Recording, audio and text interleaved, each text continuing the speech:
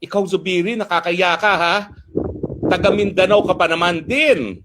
And yet, tinalikuran mo ang kagustuhan ng mga taga Mindanao. Ano ba yan? Sa tingin mo, sisirko-sirko ka at makakalimutan ng mga taga Mindanao na ikaw ay taksil sa Mindanao? Ano ba yan? At saka yung ibang mga nandyan sa minorya ngayon. Sherwin Gatchalian, sa tingin mo ba may kinabukasan ka pa sa politika? Ang balita ko ikaw mahilig ka magsisita mga nationality ng mga kung sino-sino mga Filipino-Chinese. Ikaw pala, meron ka rin palang tinatago. Alam mo kung ano yung tinatago mo. Alam ko rin kung anong tinatago mo. And yet, akala mo kung sino kang minagawa. Anak, mayaman ka lang naman talaga na sinusulong ang mga interes ng iyong ama. Yan ang tinatawag na talagang bureaucratic capitalism. Ginagamit ng gobyerno para sa negosyo, di ba? Hay nako po.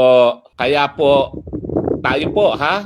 Kapit-bisig tayo. Suportahan natin ang Majestic 13 para sa demokrasya ng Pilipinas. Huwag tayo magpadala sa propaganda ng mga nagsanib puwersa ng mga loyalista at pinklawan na pinalalabas nila na dereliction of duty daw itong ginagawa ng mayorya ngayon sa Senado. Hindi po. Ito ay paniguro na masilwalat once and for all sa buong sambayanan na ang kurakot sa ating bayan, walang iba kung hindi ang bangag Marcos Jr. suportado ng kanyang butod na may bahay.